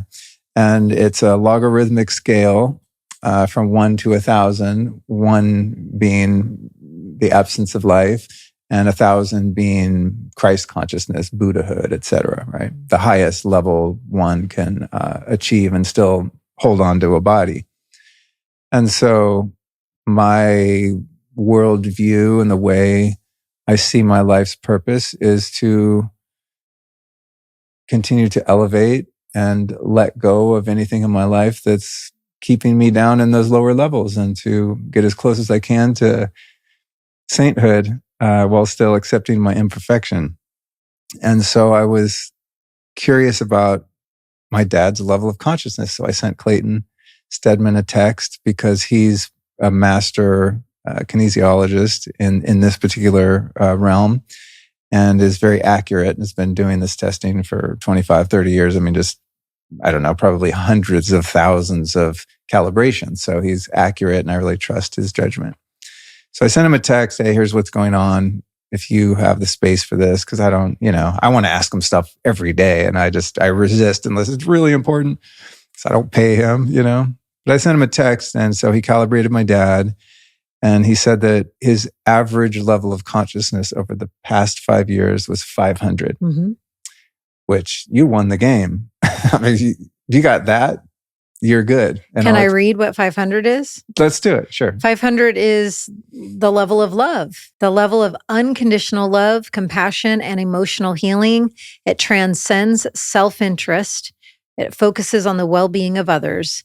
Love at this level isn't just an emotion, but a state of being, consistent, forgiving, and unwavering, even in the face of adversity.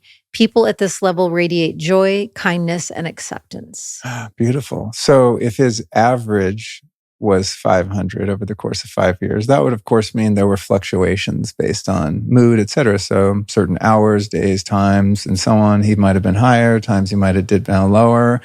I highly doubt he ever dipped down below the level of integrity at 200 because he's just a solid guy. He didn't have hate in his heart, or dishonesty or dishonor or any kind of distortions that would ever manifest in that way. But the fact that he managed to stabilize himself at 500 was so meaningful to me. And I just felt so proud isn't the right word, because pride isn't a very, I don't know, it's a limited kind of expression, but just grateful and inspired by the fact that he was able to do that from where he came from. And then more importantly, was that in the last 48 hours of his life, Clayton calibrated him at an average of 600, which is not only astonishing, but also confirmed to me that wherever he was, even though I'm not sure where that was, or that I could completely be with him there, that he was in absolute peace. And 600 is the level of exactly that peace. At this level, ego dissolves and deep inner peace prevails.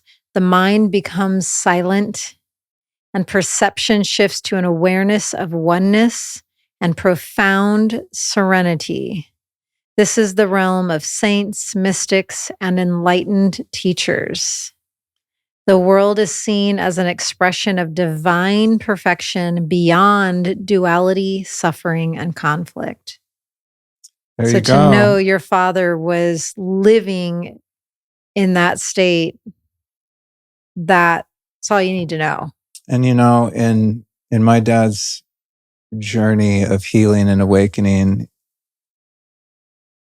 in my opinion and observation, the single most persistent obstacle to his enlightenment was the mind. He was terribly bothered by the fact that he could not stop the mind from thinking. And a lot of the frustration he experienced at times in his development was using the mind and tools of the mind to free himself from its clutches. And it was a cycle. When I said earlier, he was seeking God, although I don't know that he ever knew that or that he expressed that, but something that I tried to convey to him based on my own experience for years was just that the obstacle can't be the tool you use to overcome the obstacle, and that what you're looking for, Pop, is a spiritual experience. And the spiritual experience is what puts the mind at ease. So it was so beautiful to know that where he was in those last couple of days was the place of no mind, a place that I've only touched on a couple occasions probably throughout my life, and that's what he always wanted. He got his wish, he got his intention, and he received the gift that he worked so hard to earn while he was here. I mean, what a beautiful send off from this earthbound experience, man. It's like he wanted enlightenment in his own way, and that's what he got. And also it's interesting that May shared this with me, and I didn't really know this. His wife, again, his name May, that he had no fear of death, and that he wasn't concerned about living a long time. Like he felt complete in his life for a number of reasons. And I think his level of consciousness for those last few years and in his last few days speaks to why he held a sense of completion, because he accomplished what he meant to do, which was to graduate up and out of mind. Great work, Alan. Yeah. Alan A. What a fucking legend, man. I mean, that's no easy task. Any of us that are on the path know that, it's a formidable opponent. The mind is so tenacious. That's a perfect word for it. Yeah. Effing tenacious. So I just God, that's what I kept saying. I'm just like, dude, good job. Oh my God. Just crushed it. And that's what I mean about the awe and the beauty and the miracle and that portal. Yeah. Even yesterday, I didn't share it all in depth, but they knew that Alan had crossed over. So a couple of friends were asking just how it was, how you are. And when I'm saying what I'm about to say, I'm not saying it, and I know this, and just for anyone who doesn't know me, I'm not meaning it in any sort of vulgar or weird way. But as I was sharing a bit about the experience, like I was smiling and I wasn't fully aware. I mean, I kind of knew I was, but one of my friends she was like, "Oh my gosh, tell me more." Cause like, how are you sharing about this? And you have like a smile on your face. And it's like, that's what I mean. Like, it's just like, wow. Wow. Everything is context. There's an infinite number of perspectives with which we can hold any experience in life, and she asked, everything is held within that context, in that perception. Right? She asked, she was like, was his passing peaceful? And I'm like, it depends on who you would ask. You could probably ask all of us in the room and we would maybe have varying answers. From my perspective, it was very peaceful. It was completely peaceful.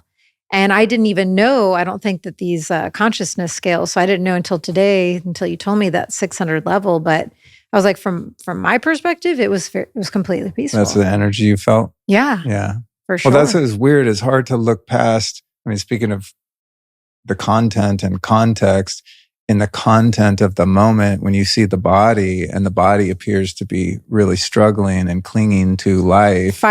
Could be perceived as fighting for life. Right. So like in the immediate superficial perspective, it could be traumatic even, right, to some, but it takes a bit of aperture widening to see the context of like, oh yeah, okay, well that's what the body's doing, but what is the spirit doing, and where is it, and how is it holding this whole thing? And I could only hope that the way he was holding it at 600 was seeing everyone in the room and just going like, wow, I'm so loved.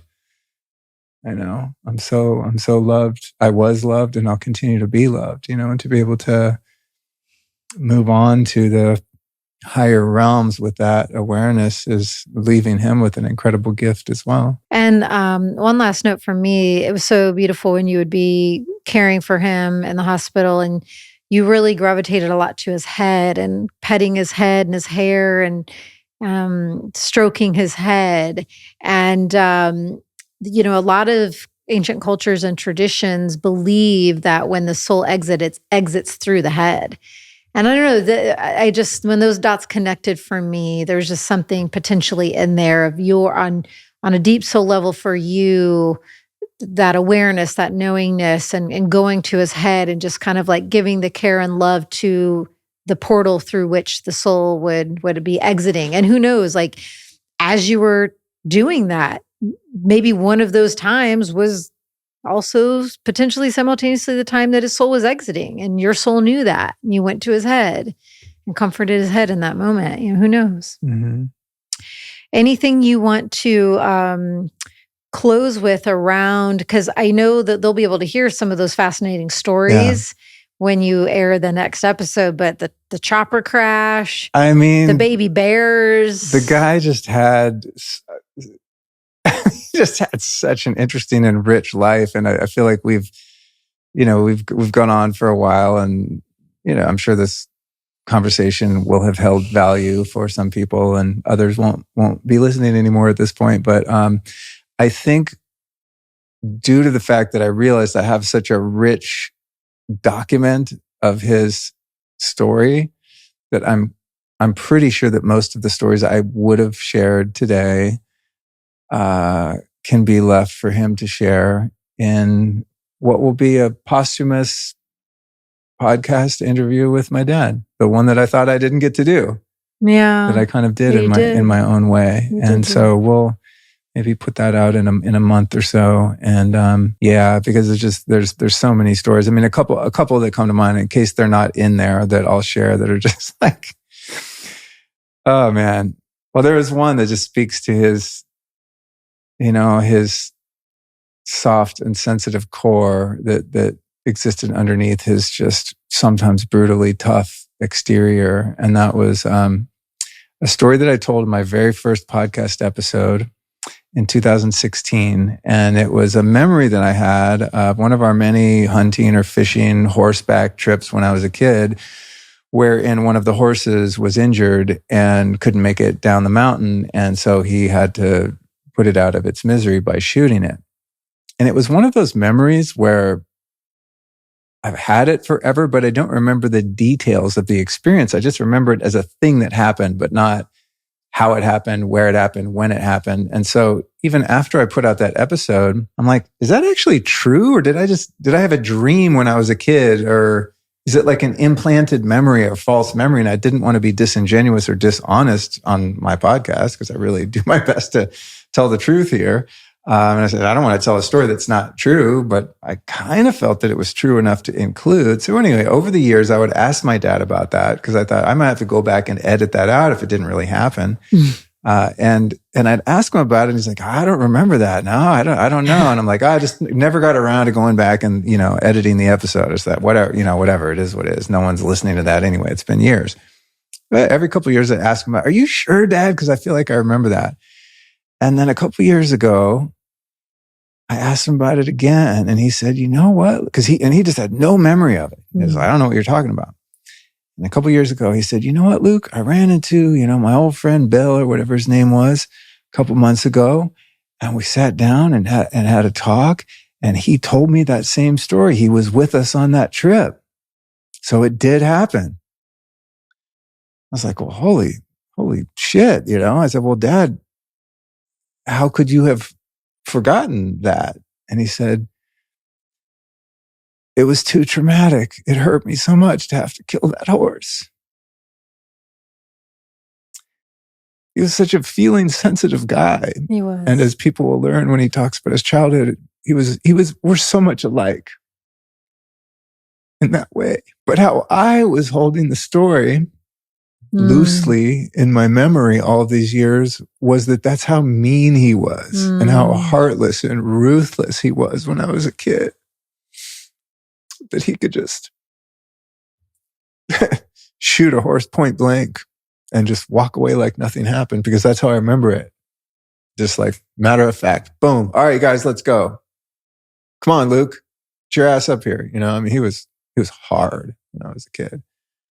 So my memory of it and the reality of it, like many things in life that we hold as a painful memory, that, or for which we blame someone else, was actually not accurate. My recount of the story was more accurate than the meaning behind it. The meaning behind it was he was so feeling that he had to compartmentalize that memory because it hurt him so badly. That's just, one of many, but that one's meaningful to me. And there's one more just to speak to his integrity, and it's what an honorable person he was, which is astonishing to me because I've had to work so hard for so many years to become an integrous, honorable person because I didn't used to be. I never learned how to be that way. And, through addiction and all those things. But, many years ago, he was exploring the 12 steps as a teaching, even though he quit drinking when I was, I think maybe before I was born, but he was an alcoholic. And then he just like white knuckled it and just quit on his own and never went to any kind of a program or anything. He just did it by sheer willpower, which says a lot again about that guy's, stick-to-itiveness. But as a result, he had all these unresolved issues and, anger and things that were underneath the alcoholism. But later in life, when he saw how much success I was having in my recovery, he kind of got curious and inspired. And I shared a lot of my experience there. And so at some point, he set about to do his 9th step, which is where you make amends to the people you've harmed, except when to do so would injure them or others. So this went on for years, different. That's how it goes. You start remembering things, or your moral framework becomes more refined. And so you might have made amends for some of your more egregious errors early on. And then as you become more refined, you realize like, actually, you know what? I missed a few because things become unacceptable that would have been acceptable to you earlier on. So he was telling me one story about his process of making amends. And it was a really difficult one for him. I mean, he's really like bracing himself to do it, bracing himself to tell me about it. And he was so embarrassed and ashamed. So I'm thinking, oh man, maybe he murdered someone or something, which I wouldn't put past him the way he used to hold anger. But the story he told me was, this is at the time, it was 30 years ago in one of his real estate deals. Something like he was selling this guy a property, like some acreage. And he didn't disclose to the buyer, who was an acquaintance or friend of his, certain details about the water rights or mineral rights or something within, the contractual specifics around this deal they had. And so he kind of screwed the guy and sold it to him and just withheld some information, like a sin of omission rather than a sin of commission, right? And it didn't, the guy never really knew. It didn't hurt the guy. It didn't harm their relationship. But the fact that minor infraction bothered my dad that much for that long really speaks to how honest of a man he was, right? And when he told me that, I was like deflated. I'm like, that's it? Yeah. Oh my God, you should see my list, right? And so that's just, another one of those examples that just really, it showed a deeper level of his character that I was unaware of on the surface. I mean, I always knew he was just rigorously honest and a stand-up guy. I mean, just very, very high integrity, but I just got such a kick out of that. I thought it was so cute, as someone who had done such worse things myself in my former life. I was like, man, if that's all you got, you're doing pretty well, Dad. So, so good job, Alan. Yeah. And maybe lastly, I know you shared that he learned how to love and helped you to learn. And yeah, I mean, to his parting level of consciousness, I mean, he really did overcome a tremendous amount of hurt, and the anger on the surface of that hurt and the rage and the way that he used to behave and treat himself and treat other people. And to go from that to someone who was very caring and kind and empathetic and compassionate. And ultimately that he won the Earth School Olympics, that he eventually learned how to love himself. And as a result of loving himself, was able to unconditionally love all of us and everyone that he knew, and that's my goal. I'm making progress. I hope you could affirm that. I feel like I'm getting better at that. And so it's like, it's a beautiful knowing that we, in our own unique ways, shared the same life mission, right? Of remembering who we are. That's beautiful. And remembering why we're here. And he did that. And knowing he did that helps me to know that it's possible that I could do the same. Oh, you're definitely doing the same. Remember when God spoke through me a few years ago in LA, in our place in LA, or probably about 5 years ago at this point, and God said, put my hand on your heart. And I think the only words I said was, you did it. You learned how to love, and that you just got blasted open. It wasn't me talking when I said that. Yeah. It's God. I do remember that. I'll always remember that. So yeah. Honoring you, you've been navigating this so beautifully. It's been such a treasure to have the honor to hold you when you have the waves and those sweet, tender, vulnerable, intimate moments as you find your way and, just adjusting to this shift and where your dad's presence is in the realms and henceforth presence in your life experience. It's just an adjustment, and you're riding the waves and adjusting so beautifully, honey. Thank you, dear. Thanks for being with me while I do it. Yeah. And now for the grand finale, don't forget. I'm not going to let you forget. I was hoping you'd forget. Oh, no way, Jose. Luke has, well, from my perspective, maybe just because I'm your wife, I love when you sing. I love when we sing together. My top 3 favorite things that we do as a married couple are playing guitars and singing together. I love it, love it, love it. We do it here at the house all the time. And yet historically, when we would venture out, you might strum the guitar, but then you wouldn't sing. And I'd be like, sing with me. And then long story short, you recently unpacked this kind of like suppressed memory of a former bandmate. And, I won't tell that story for you, but I just, this is a meaningful moment for various reasons. For one, just personally, that you're allowing yourself to let your singing be heard by someone other than me. And secondly, it's just perfect that this opening for yourself and your voice and your life is coming through the channel of your dad. You played in bands for like 20, 30 years, used to travel in Europe, like used to do this professionally. And yet you, believe it or not, said you've never memorized a song until now. And this song entered in right after we got back home, after Alan crossed over. The song just arrived to you.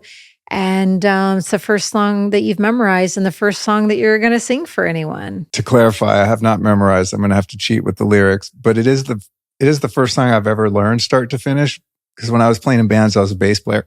So of course I knew, dozens of songs, maybe hundreds in the course of those years. But, I've memorized the bass part, but I've never sang publicly before. And I've never learned a whole song on guitar, start to finish. And right. I think I learned this one. So I'm going to give it a shot. And it's an homage to my dad in many ways. One of which being that he was a terrible singer. He could not sing a lick.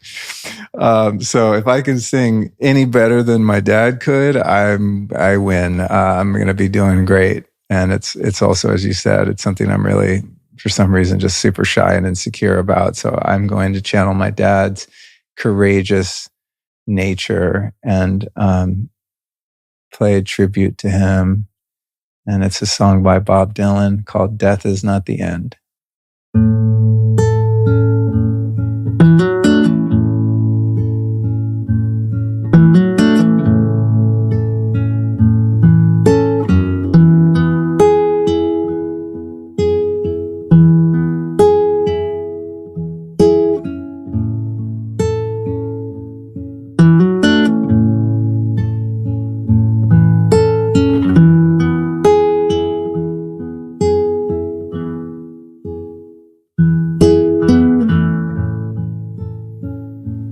When you're sad and when you're lonely and you haven't got a friend, just remember that death is not the end.